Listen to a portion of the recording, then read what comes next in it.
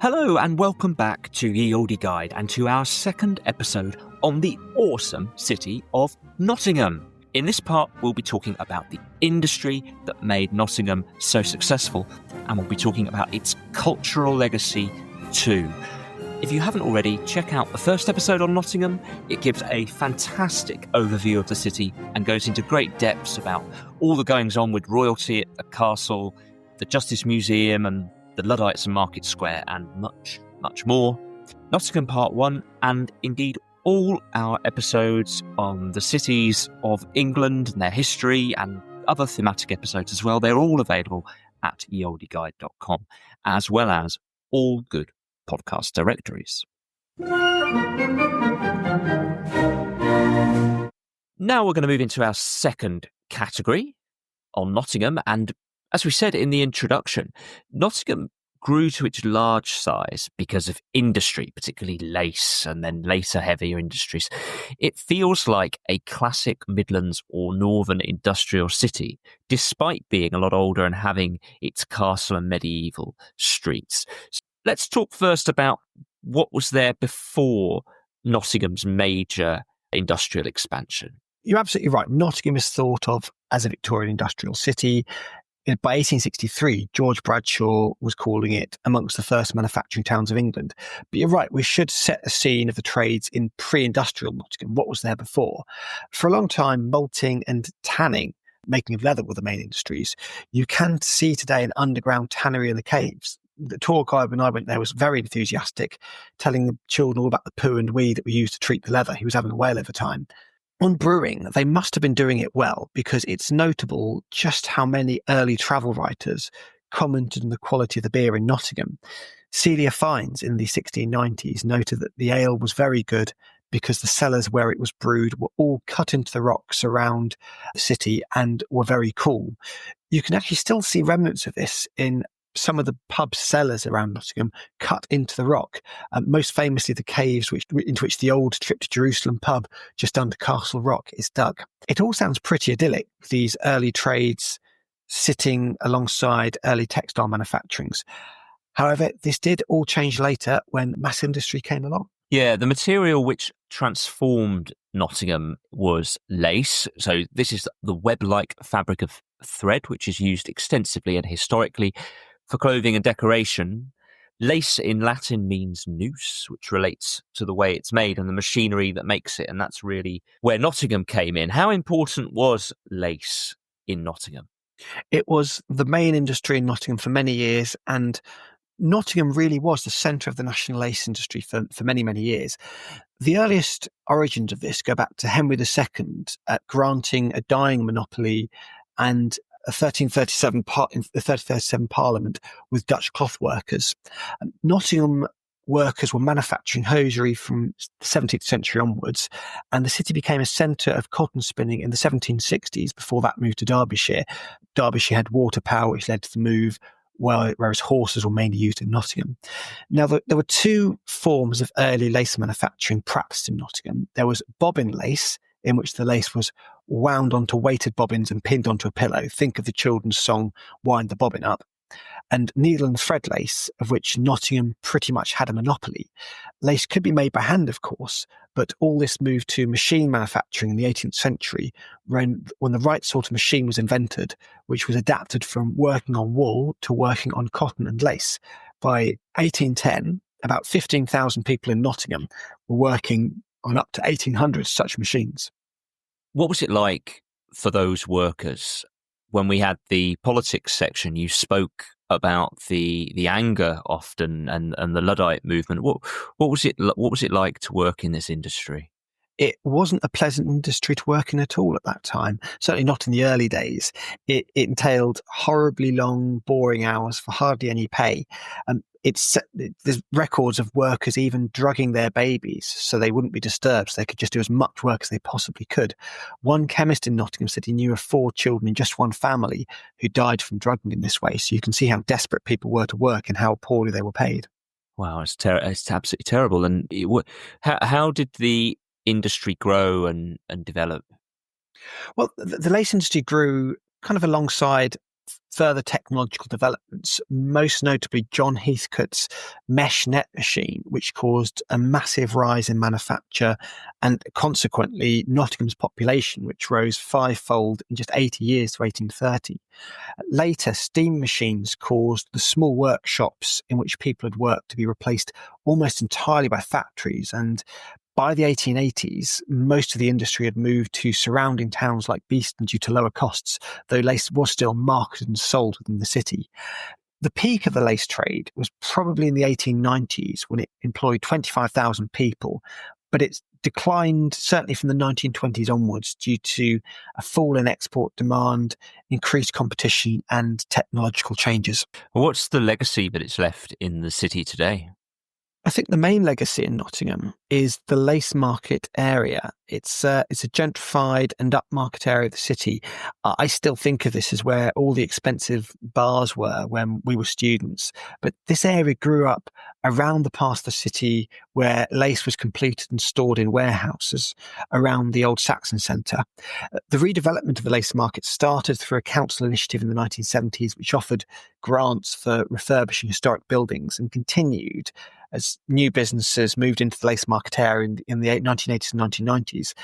The old lace warehouses are now offices, flats, or have other swanky uses, and the name of lace still continues in this way in Nottingham today. It's a cool part of the city, quite dense 5 or 6 story warehouse buildings that have been converted. I think the most famous is probably the Adams building, and really nice area adjacent to the oldest part of the city, as you say, around a high pavement. So it has left that urban legacy, and it's celebrated to an extent the industry itself in a couple of the museums, the Castle Museum and Woollerton Hall.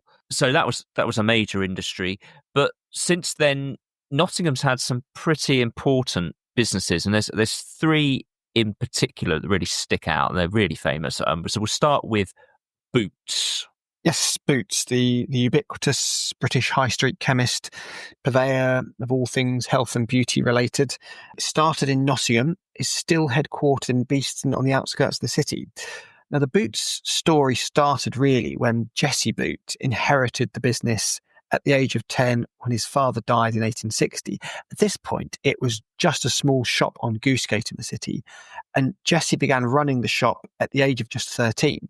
His big business innovation was the decision to sell lots of things for small profit rather than just a few things for large profits, selling in cash rather than building up tabs or slates, and buying in bulk.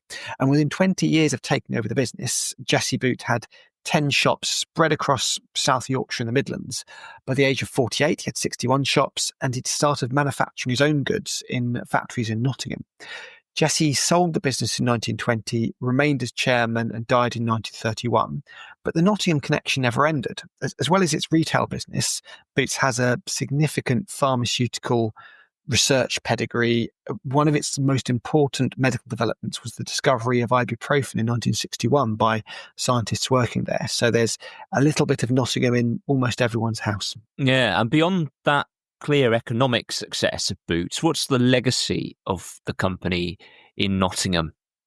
Well, for a long time, it was tourism. The Boots factories were still a tourist attraction in the 1970s. One contemporary source said there was a 3-year waiting list for tours, with 15,000 people visiting each year, which sounds astonishing. And beyond that, Jesse Boot himself personally left important legacies to the city. He gave Highfields Park, the university its campus, and an endowment of £150,000. He donated to a local hospital, boulevard, housing, and lots more. So Jesse Boot and Boots really were important to Nottingham in numerous ways, not just economic. Yeah, and that Boots campus does have, and I've not been in because I don't think it's easy to get in, and I certainly never went, but it does have some listed buildings, modernist factory buildings that certainly look quite impressive in photos. So it's a major company in Britain. It's key really to how people get their medicines in Britain, as well as sort of general pharmaceutical products. Another big company from Nottingham, which will be familiar to many people, was Raleigh Cycles. Yes, certainly. Raleigh was for years the main British bike manufacturer, for some time the largest bike manufacturer in the world, and again, is a nationally, maybe internationally renowned business that was set up and operated in Nottingham for many years. The company started in 1885 in Raleigh Street in Nottingham, but its success was really spearheaded by Frank Bowden, who took up cycling for his health, and he bought the business in 1888. This wasn't the first cycle-making business in Nottingham. Numerous others had tried, but Bowden became the most successful, eventually building the biggest bike factory in the world and developing innovations like the first all-steel bike. The Raleigh factories also played an important role in both World Wars.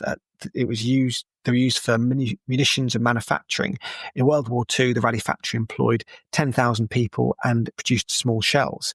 But after both wars finished, the company did derive some benefit, with the machinery that was used to manufacture military goods carrying over quite well to bike manufacturing. Now, by 1913, Raleigh had become the world leader in bike manufacturing, and even as late as the 1970s, the Nottingham factory made 85% of British bikes and were exporting all over the world, becoming an icon of British manufacturing. The factory in Lenton was mostly demolished later when Raleigh manufacturing moved out for the University of Nottingham's Jubilee campus, where I used to do quite a lot of personal studying in the library there. But one building there is now a community centre, and the business is still headquartered not far from Nottingham in nearby Eastwood. Because Raleigh was such an important international manufacturer, it's unsurprisingly had several innovations in bicycle manufacturing, for example, around gears. So a key brand and a key developer of bikes. Now, the third business that we wanted to draw attention to is John Player's cigarettes, which is another well-known brand. World famous cigarette brand, which was manufactured in Nottingham for many years and known, I think, possibly as much for its sports sponsorship as its product, certainly historically. To give the history of the business, John Player himself was from Saffron Walden, but came to Nottingham in 1859 at the age of 21 and set up initially a manure and seed shop near Market Square, where he kept tobacco to sell. Now, the normal practice at the time was to sell tobacco loose, but Player did it ready rolled in cigarettes with distinctive packets showing images of Nottingham Castle, as we heard about earlier, and using this as a trademark from 1877. After opening a few shops, Player bought his own tobacco business and built a factory in Radford on the outskirts of the city. John Player died in 1884, but his sons continued the business and expanded into one of the region's biggest employers by the turn of the century. The company became a founder member of Imperial Tobacco in 1901, in which major British tobacco firms merged to compete against a big rival, American Tobacco. Now, the John Player factory in Lenton opened in 1972, employed over 8,000 people by 1978. It closed in 2016, at which point tobacco manufacturing ended in Nottingham. But Imperial Brands continues today. It retains John Player as a specific brand, while in the city, Player Street today sits on the site of that old Radford factory. And what made John Player so successful? A bit like Jesse Boots, he excelled in efficient trading, cheap goods, and good manufacturing. As examples of the latter, the good marketing, the company introduced its famous trading cards in its packets, including famously football trading cards in the 1930s showing various famous players of the age. Even more than this, I probably know the brand more for historic sports advertising than its products.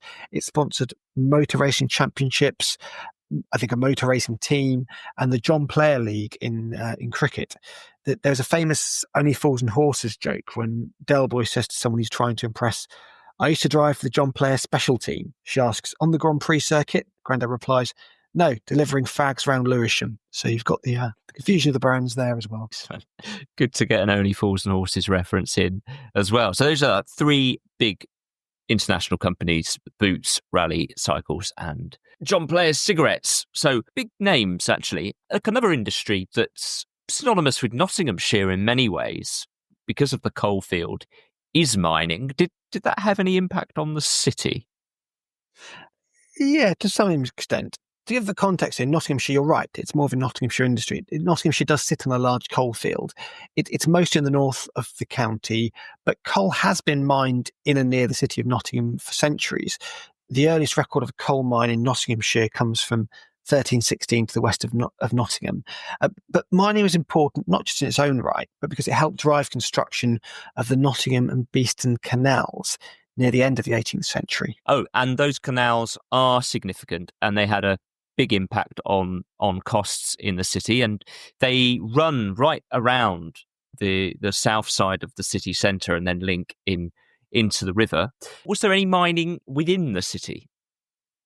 Yeah, there were mines in Nottingham itself, in Woollerton and Radford, which closed in 1965. Woollerton Colliery in particular had one very important innovation. This had possibly the first overground railway, really you should call it a wagon way in the world, around 1600. Really, it was just that, a wagon way, which is the earliest form of railway. There certainly weren't any trains pulling anything. The wagonway beared little resemblance to modern railways, carrying coal on wooden wheels, and was used until about 1615, though no one actually knows when it closed, but still an interesting innovation there. Definitely an interesting innovation, and other sites would also claim that particular claim. So today, the city, like many of the big industrial cities, has lost a lot of its manufacturing. It's still got Boots, massive campus, and the city's expanded into modern service industries. I think Experian and HMRC have huge offices in Nottingham. But an interesting company that's there, much smaller, but kind of a fun one, is Games Workshop. What's Games Workshop? Games Workshop. Those who don't know. Games Workshop. Just time for a very brief mention of this. They make Warhammer. It's based in Nottingham since 1997. You have Warhammer World out there in Lenton. If you remember, we had a friend at university who was extremely skilled at making Warhammer models. I do wonder if it was Warhammer World that brought him to Nottingham University, but he was excellent at that. I think made a good living on it. Do you know, the interesting thing about Warhammer is I thought with 3D printing they'd go out of business, because I thought people would just make their own little figures and not pay for them. But the opposite is true. It is thriving. It's a very, very popular Maybe no game, one's thought of that yet. More popular than ever. Oh, maybe that's I imagine someone has. They're very expensive figures. So I think they're making a fortune. But yeah, hugely popular, all sorts of new games that they've come up with as well beyond Warhammer. So a successful company based in Nottingham that you can visit. Right, let's go into science, because we mentioned Boots, and the city has two really big universities as well. So I'd expect quite a big scientific output from Nottingham, particularly the universities. Yeah. We'll talk about the University of Nottingham. It's a Russell Group university specialising in research. Lots of important scientific developments have happened there in airline safety, MRI scanning, and treating deafness in children. Notable alumni or staff, they include Nobel Prize winners Clive Granger and Peter Mansfield, the historian of Nazism Ian Kershaw, D.H. Lawrence, senior politicians around the world, and crucially for all students, Tim Martin, the founder of Wetherspoons. The Queen's Medical Centre, part of the university, is a really important research hospital. I think it was one of the first new medical schools built in England in the 20th century, and featured recently in Channel 4's 24 Hours in A&E. The campus itself, it's a lovely campus it's got a lake up in Parkland and numerous bars. There's the old tradition of Campus 14, which I never did. It was Campus 14, wasn't it? I haven't misremembered the number of bars. 14, yeah. Yes. 14 bars. You had to go around all the different halls, bars, have a drink, and then swim across the lake. I think it was highly frowned upon, if not outright banned, when we were there. Did you ever do it? Yeah. I did it a few times. I'd say it wasn't just a drink; it was a drink of particular size. So it would have needed to be a pint of beer or a double spirited mixer. So you couldn't just have an Archers and lemonade. So yes, probably not the healthiest thing to have done, but there you go. Yeah. Oh, to be young again. I think there was a variant for non-drinkers, which was 14 Red Bulls, which sounds even worse, if anything. That's definitely worse. One thing that wasn't banned when we were there, but seems to be now, were the rag raids. These were bus trips of students to different cities to raise money for good causes. They were really successful in raising funds for charity, but they seem to have been banned now for seemingly undisclosable health and safety reasons. A few years after alcohol was banned on the buses, we really did live through a different time. They made a lot of money for charity, those rag raids. They were a good thing. But anyway, we're drifting from science. They were fun. They were good. We're drifting from science, but you've mentioned some, Nobel Prize winners there, Clive Granger, Peter Mansfield, really big names. The university, it's a big university. It's got some beautiful architecture. It's near the Boots campus. It's now got a tram stop, so it's probably worth a visit actually. And it's not far from Woollerton Hall too. So I mean, if I was in Nottingham, I'd be tempted to have a nice walk around the campus. There is another university in Nottingham, Nottingham Trent University. It's actually the large university in terms of number of students, and it's got some noteworthy buildings in the city centre. So it's very different type of university, but nevertheless, it means the city is full of students, full of achievement, full of endeavour, full of output. So you've listed some of the things there: ibuprofen, MRIs, Nobel Prizes, lots of output from the city. I think that brings us to the end of Science and Industry, and it's time to conclude. And, I think it's my turn to go first. Is that right? Yeah, go ahead. I think there's quite a lot here in industry. We had the history of lace, which is a bit different from other cities. It's a variation on the industrial expansion theme that we've seen elsewhere, but nevertheless an interesting one that's left a great architectural legacy in the city. We've got these really important companies, Boots, Raleigh players, and then we've got the university output and the campus and all the achievements we can associate with the city. It's not a big industrial scientific powerhouse by international standards, but it's significant. So I'm going to give it a 6. A 6 from Liam. I'm going to go much higher than that. I think. Oh, blimey! I don't need to repeat what you've said already, but we have world famous businesses. We have international leaders in their fields. Nottingham is essentially an industrial city. We haven't even had time to delve into the 2 universities very much. The numerous other businesses that are established there. The point I'd like to bring in is that the nature of light industries like hosiery and lace mean that Nottingham's manufacturing employed a lot more than industries in nearby cities. So it's not going to impact on my score, but I think that's a pretty interesting point. So yeah, I think Nottingham's hugely impressive. So I'm going to give Nottingham an 8.5. 8.5. That's very good. Very good. Well, Nottingham's doing very well from the first 2 rounds, I have to say. And it will be interesting to see how it fares in our next section, which is arts and culture.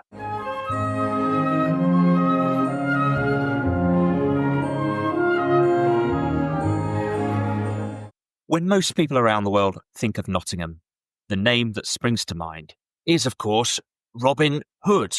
Now, we've all seen playful films about Robin Hood, the Sheriff of Nottingham and Sherwood Forest. And all of these places, Nottingham, the castle, Sherwood Forest, they're real places. But who really was Robin Hood and what was his connection with Nottingham? Yes, you're right. Perhaps the one person Nottingham is most famous for is Robin Hood. Lived in Sherwood Forest with his merry men, stole from the rich, gave to the poor, battled with evil, and won the heart of Maid Marian. The legends around Robin Hood are linked intimately with the city of Nottingham. The stories and films having visiting churches in Nottingham, competing in archery tournaments, and of course storming the castle to defeat his nemesis, the Sheriff of Nottingham.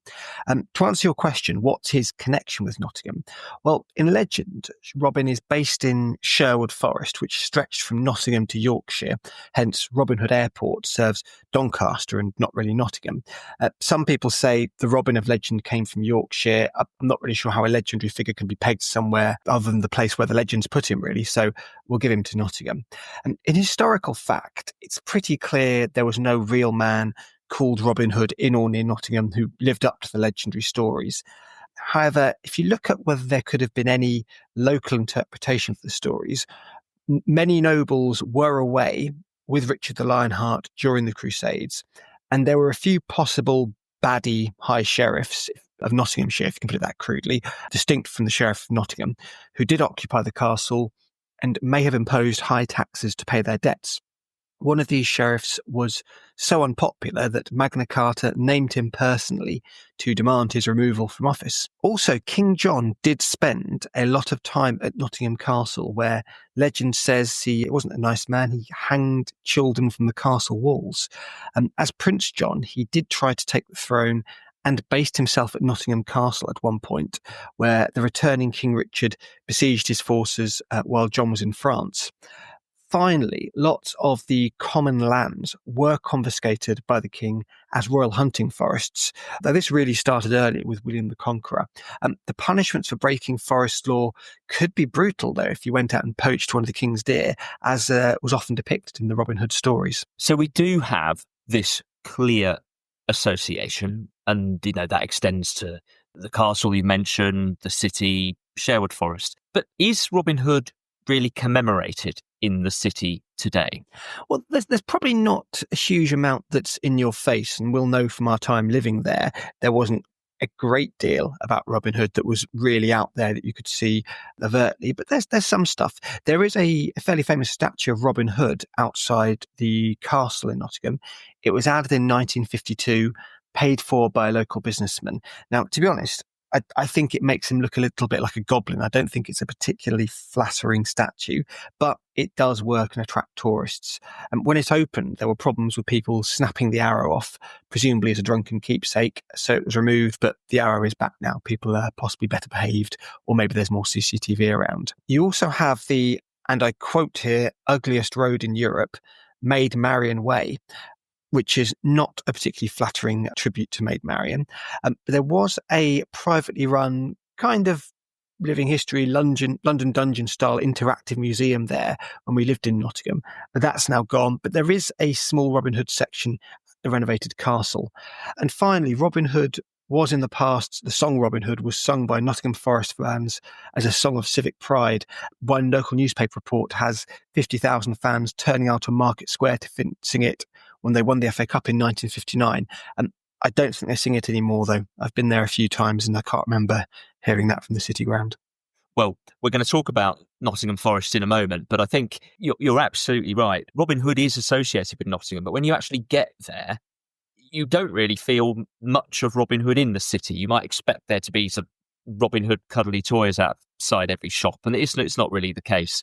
So it's not celebrated quite as much, but you do have those genuine historical features. Now, you've mentioned Nottingham Forest. Now, this is a culture that is celebrated and vibrant in Nottingham. It's sport. It has some really prominent sports grounds and great history with its sporting clubs. Shall we start with its football clubs? Yes, let's. Because Nottingham has two professional football clubs, and both of them have some historic note. Notts County, the older of the two, is the world's oldest professional football club and was founded in 1862 or 1864, depends exactly how you count it, but either date makes them older than the Football League and than the FA Cup itself. They were a founding member of the Football League in 1888. Their black and white stripes actually inspired Juventus's kit, and that's the reason why Notts County were chosen as the opponent for the very first match, the opening match at Juventus's new stadium in 2011, where they scored a late equaliser to snatch a 1-1 draw. Now, Notts County have been up and down the leagues, generally down in recent history, but they have played in all the top 5 divisions of English football within our memories. Generally, as I said, at the lower end, though. They've had limited recent success. They've never won the league, but they did win the FA Cup in 1894. So there is a pedigree there. Nottingham Forest is the other professional football club, and they are, sorry, Notts County fans, but I think we'd have to say they are the more successful club. They only play 300 metres away from Notts County, which makes their stadiums the two closest in England. The Notts County Club bar is even used as the away fans bar for Nottingham Forest matches. We actually popped in there this year when Ipswich played there in the Cup. The Nottingham Forest are just a little bit younger than Notts County, formed in 1865 and originally played at the Forest Racecourse, hence the name Nottingham Forest. They moved all over Nottingham, different areas, different estates in their early years. And one of my student homes, actually in Lenton, was built right on the very site of one of their old grounds, which I discovered when I was living there and was absolutely delighted about. Now, Nottingham Forest are the most successful football team in their region in the East Midlands. I think they're still the only club to have won the European Cup more times than they've won their own domestic league, with 2 back-to-back European Cup wins in the late 1970s. And that was actually a harder achievement back then, as the only way you could do that was to win 2 European Cups back-to-back. Only the national champions and the single holder of the trophy qualified for the competition back then. And even more incredibly, they did it straight after promotion from the second division. In fact, they completed a domestic double in 1978. They won the league and the League Cup. The other trophy, the FA Cup, of course, going to... Oh, of course. Ipswich Town. So I had to slip that one in. Even today, I think Nottingham Forest have still won the European Cup as many times as the whole of London. So they're very proud about that. One notable player from that great 1970s Nottingham Forest team was Viv Anderson. He was from Nottingham, the child of Jamaican immigrants, and the first black man to play for England in 1978. Another notable player was the very first player to wear shin pads, the Nottingham Forest player Sam Weller-Widdowson in 1874, who played cricket for Nottinghamshire and adapted his cricket pads. What an amazing thing to be famous for. First person to wear shin pads. So, yeah, both clubs are very interesting. And Brian Clough was very well-known manager, highly celebrated in the city. I think he's got a road named after him, the road that leads to Derby, appropriately enough. Yeah. But it's not just football, is it? So you've got the two football grounds, which, as you say, are very close to each other, just the opposite sides of the river. But also right there, you've got the famous cricket ground as well. Yeah, just 2 points to mention quickly here on cricket. The city's cricket stadium, Trent Bridge, which was established in 1838 behind the Trent Bridge Inn by the husband of the pub's owner, has been an international cricket venue since 1899. It was also in the past used by both Nottingham football clubs. It even hosted an international football match in 1897 between England and Ireland. Second mention of cricket, just creeping out of science and industry and into art and culture here. Gunn & Moore, one of the leading cricket equipment manufacturers even today, was established in Nottingham in 1885 by a local businessman called James Moore and an England cricketer called William Gunn. So it goes beyond just the stadiums and the playing team. There's a real legacy for cricket there in Nottingham. Yeah, and it's a beautiful stadium as well, one of the best cricket grounds in the country, I'd say. It's a real sporting city, as I say, and there's been a couple of other famous sports persons from Nottingham. And I remember in Nottingham, you could go ice skating if you wanted to at the ice arena. And that brings me on to the famous Olympic champion figure skaters from Nottingham. Yes, Jane Torvill and Christopher Dean, Torvill and Dean. They were Olympic champion figure skaters in 1984, at that time scoring the highest figure skating scores of all time and watched by a massive 24 million people in the UK as they danced their gold medal winning routine. They've been nationally famous figures ever since in the UK, kind of real cultural icons, performing together throughout the 1980s and 1990s. I think if you said to anyone in the street even today, name a figure skater, it will be those two. And they are true citizens of Nottingham. Jane Torvill was born in the city. Christopher Dean was born not far away in Calverton. They both lived and worked in the city in insurance and in the police, respectively. They skated at the National Ice Centre. They won multiple national championships there. And critically, they're awarded City of Nottingham grants, which enabled them to compete at the 1984 Olympics, which were then open only to amateurs. So yeah, really, Nottingham, the city, wasn't just their home. It was where they lived, they worked, they trained, they won tournaments, and it helped them on their way to Olympic glory. Absolutely. And they've got a tram named after them, which I find very amusing. They don't get a tram each, they share a tram. Which is fair enough. They don't exist as individual entities. They come as a unit. Finally, on sport, there's so much sport going on in Nottingham. The race course is pretty interesting too. Yeah, there's one interesting fact about the race course. We're not going to dwell on it too long because there's so much to get through in this category. But just to the east of the city, Nottingham Racecourse, it was previously near Hyson Green, but moved in 1895. Now, we are really mentioning it because it hosted a major event in the history of gambling. On the 1st of May 1961, the day that off-course gambling, i.e. gambling away from the racecourse, became legal, and hundreds of high street betting shops opened across the country at that moment, the very first race that day was held at Nottingham Racecourse. So the very first time you could gamble away from the course, it was on a race at Nottingham. Another first. First shin pads, first gambling away from the course. That's right. First football club. So a few firsts. Wonderful stuff. Okay, well, let's move away from sport. And like something we often talk about in the culture section of Ye Olde Guide is how the city influences people within the city, whether it's making music, film, whether they're writers. And there's several really famous writers from Nottingham, and we find the atmosphere of the city, its industrialisation and its landscape and its situation and its poverty has heavily influenced those writers. Could you give us a rundown of the most famous and well-known writers from the city and how they have been influenced by the city? The first one we'll talk about is Graham Greene. He was one of the most famous 20th century British writers, twice a Nobel Prize nominee and writer of numerous best-selling books and films. One of his most famous books, Brighton Rock, we covered it in our Brighton episode, so listen to that if you want to know more about that work of art.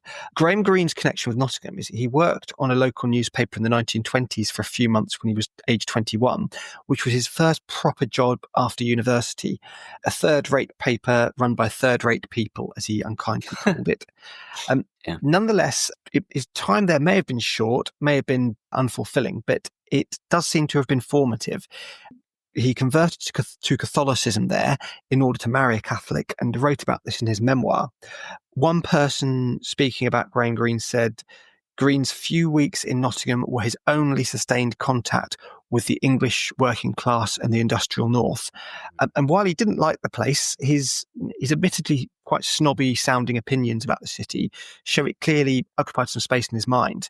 This town makes one want a mental and physical bath every quarter of an hour, he said. It was the focal point of failure, a place undisturbed by ambition, a place to be resigned to. And finally on Graham Greene, he even set one story, A Gun for Sale from 1936, in a semi-fictionalised version of Nottingham called Notwich. And as others have noted recently, if you want to understand Nottingham as it was almost a century ago, this is a great way to experience it by reading that book. So after Graham Greene, next name we've got is someone I think equally famous, D.H. Lawrence. D.H. Lawrence was a hugely influential and controversial modernist author of the early 20th century, most famous, I think, for his 1928 novel Lady Chatterley's Lover and its 1960 censorship trial, which contributed to a real liberalisation of social attitudes and literature in Britain. Now, Lawrence came from Nottingham, and his background was pretty typical of a Nottingham working class man. His father was a collier who met his mother at a dance hall in Nottingham. Lawrence was brought up in nearby Eastwood and earned a scholarship to Nottingham High School.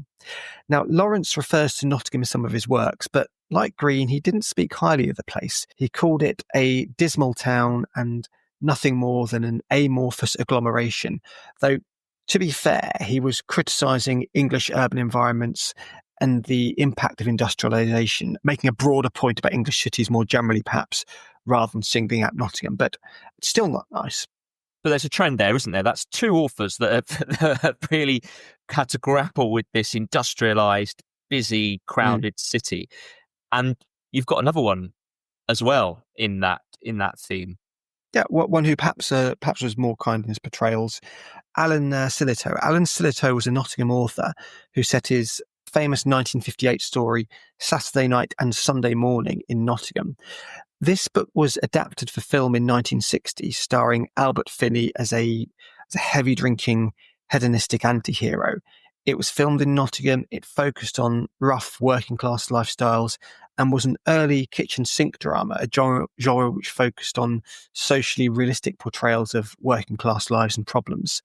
Sillitoe also famously wrote The Loneliness of the Long-Distance Runner, a short story about a young man from Nottingham, which was also adapted for film.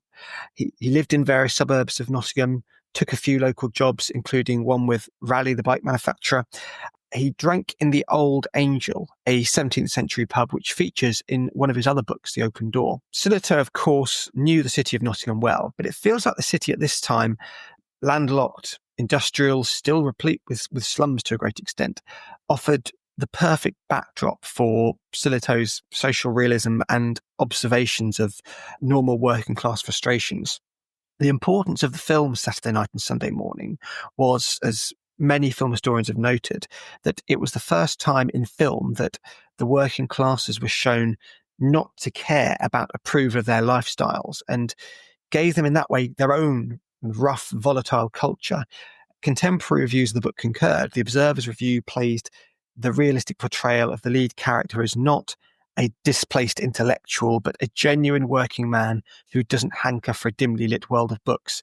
And in this way, it portrayed working class culture in its own right, judged and living by its own norms, really, not merely as some kind of social straitjacket preventing true fulfilment in middle-class intellectualism. Now, you see, I think these books give you the opportunity to see the city through a different historical lens. And I'm kind of regretting when I was in Nottingham not reading these books you've mentioned. You'd have been able to feel what it was like to be there, the mid-20th century, early 20th century. One thing that was filmed when we were there was the film This Is England by Shay Meadows, who was from Nottingham as well. And that was the same theme. It was about, it was sort of working class life. So I think it's absolutely fascinating. We've got these lenses to see the city through. Well, it has the kind of the urban fabric for it as well, doesn't it? It's something we'll talk a bit more about in urban landscape. But you have those working class estates, the grim concrete, the old estates, if you like, which can act as that backdrop for film, as well as the older slums that were more of a social backdrop for literature back a century or more ago.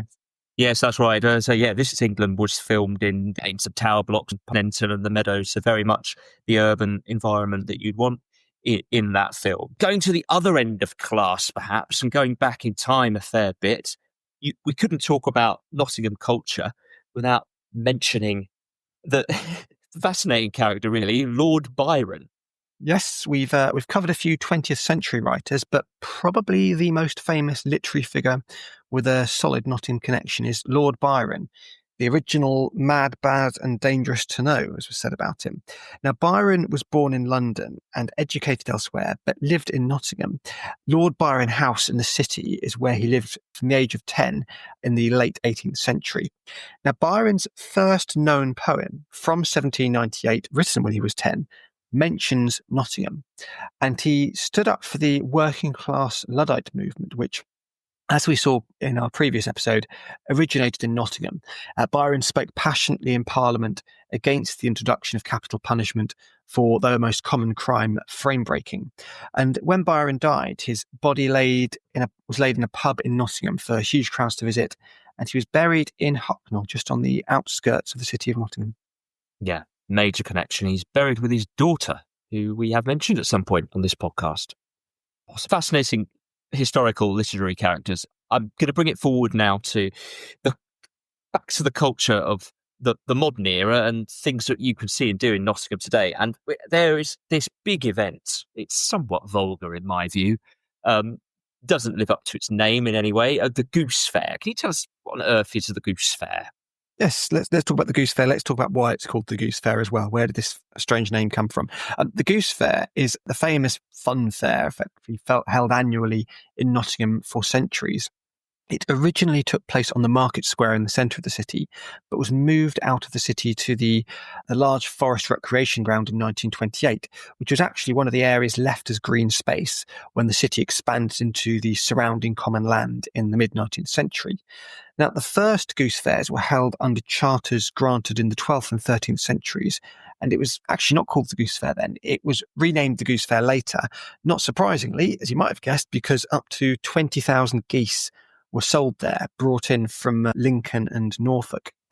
Now, this was originally a trade event, as many medieval fairs were, but rides, entertainment was gradually added. The first big roundabout appeared in the 1850s. There were numerous animal shows and performances, increasing to the point that it's now really just a big fun fair with major rides and over 500 attractions. Today you get roller coasters, spinning rides, merry-go-rounds, but a historical sample shows the following: a menagerie in 1877 with 7,009 birds, a parachute jump from a balloon in 1888, a performing flea exhibition in 1892, and in 1898, a lion show and a swimming show. D.H. Lawrence actually visited the fair and wrote a short story about it in 1910, while Goose Fair was the name of a novel by Nottingham native Cecil Roberts and was the setting for an Alan Sillitoe story. So it really has penetrated the popular and literary consciousness of Nottingham. Now, I must admit, when I first went to the Goose Fair, I was not expecting just a massive fun fair. I was genuinely expecting something like the Suffolk Show or the Norfolk Show. Maybe it's definitely not that. Some animals being marched around. It's not that. It's like every single little fun fair that you've seen around the country all joined together in one place, the Nottingham Forest Recreation Ground. It's absolutely huge if you like that kind of thing. Rides, burgers, candy floss, noise. It's good. Everything my children would love. Good for children, good for teenagers. Perhaps you get a bit tired of it when you get a bit older, but never mind, because there's other things to do in Nottingham. One thing you can definitely do in Nottingham if you're visiting is shop. It has a great range of shops, really good fashion boutiques, which brings me on to one of the most famous fashion designers in the UK, Paul Smith. What's his connection with Nottingham? Yes, Paul Smith, the men's fashion designer, has copious connections with Nottingham. He runs a multi-million pound business and has designed clothing for celebrities, Olympic sports teams, with that rainbow stripe design, really a brand that most people would recognise. And it all started in Nottingham. Smith was born in Beeston, on the outskirts of the city, studied tailoring at evening classes, and set up his first shop in Nottingham on Bayard Lane in 1970. He's had his work exhibited in Nottingham Castle. He designed Broadway Cinema, the ties for Beeston Fields School, and the interior of Maggie's Centre, a support space in Nottingham for people with cancer. So he's a true son of Nottingham, a true Nottingham success story, and still doing things for the city today. Before we finish the culture section, it would be remiss, wouldn't it, not to mention a part of Nottingham's culture that I personally have enjoyed over the years, and that is its pubs. And you can always feel slightly less guilty sinking pints of warm ale in Nottingham because of the historical setting of its pubs. Yes, you can pretend it's a cultural visit. A few pubs across the country claim to be the oldest in the country, and it depends how you measure it, but Nottingham has a claim, and we'll focus on one of these pubs, which is Ye Olde Trip to Jerusalem. Now, we've squeezed this into the culture section because it claims to be the oldest pub in England. True or false? Is it the oldest? Well, let's examine the claim. The building is only about 400 to 500 years old, but it's built into a cave at the foot of the castle, and it's claimed that this cave has been used for drinking since the 12th century, though I don't think there's any firm evidence for a foundation date like this. However, the caves under the pub were used as brew houses for the castle before the pub was built. So it once again depends what's your definition. Is it the oldest building that's a pub? Is it the oldest building that's been used as a pub for the longest time? Is it the oldest plot of land, the oldest bit of shelter that's been used for pub or for any purposes? But it's got its claim there. Plus, it's a great pub to visit as well, drinking in those caves at the foot of the castle. Now, we'll cover the name as well. The name is a bit strange, Ye Olde Trip to Jerusalem. In this case, the word trip means stop. So the name suggests that people would have stopped there for a swift half on the way to the Crusades. Good way to start it, but perhaps not true. It's probably not true, but it's never simple, is it? You dig into this. Is it the oldest pub? It's not simple. It might be. The Bell Inn claims to be the oldest pub. Yep. Two pubs, pretty much opposite sides of the road from one another, claim to be the oldest pub. So there you go. I think what we can say with certainty is if you visit Nottingham, you can drink in some very old and brilliant pubs. So there you go. Even if we can't prove that they are absolutely the oldest. Well, that brings us on to our conclusions for the cultural section. What are your thoughts? My thoughts. Well, Nottingham really, it's ticked every box here. It's got something in every category. I think, although it's a large city, it still feels like it's punching at least or above its weight in everything, both high and low culture. It has world famous ancient institutions like Robin Hood, major institutions like the Goose Fair, the Olde Trip to Jerusalem, plus post-industrial culture, sporting achievements, and it's both birthed and inspired important works and authors of modernist literature. The only problem here is it's been such a challenge to condense everything. We've not even mentioned the university, we've just glossed over other oldest pubs claims, famous figures from entertainment like John Bird, Richard Beckinsale, Leslie Crowther, who all lived and were educated in Nottingham. everyone the world over has heard of Nottingham, and well, they should. So I think this is going to be a pretty good score. I'm going to give Nottingham a 7. 7's a good score. Now, what I notice about Nottingham, right? I said earlier I didn't think Robin Hood was celebrated that much, and I think that's true. And I think that's partly because Nottingham does not brand itself as like a touristy town in the most direct sense, like Bath or York or Cambridge. It doesn't have that. It is quite visited, but because it's fulfilling this role of being an industrial city and having this historical centre, it doesn't quite have that side to it. But nevertheless, it's got lots and lots of interesting history. And I always enjoy it on the podcast where we uncover something that I hadn't really appreciated or expected. And those literary associations, particularly the ability through writing to understand what the city was like in the past, I think is really interesting. And it's inspired me actually to do some reading. So I'm going to be slightly more generous, 7.5. Okay. So as a reminder, we start at 5, go up or down. That's 14.5 out of 20. That is definitely a good score for Nottingham there.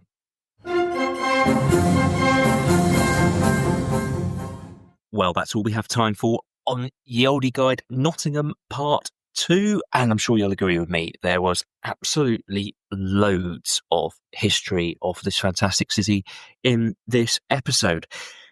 The next episode, Nottingham Part 3, we will be looking at the urban landscape of Nottingham, its growth, its architecture, its buildings, what you can see. And we'll be trying to integrate that with all the stuff that we've learned about its political history, its cultural history, and its industrial history. And these things all come together in the urban landscape. So don't miss out on Part 3. You can find all our episodes at yeoldeguide.com. And of course, on all good podcast directories such as Apple and Spotify, where you can leave ratings and reviews. Thank you for listening.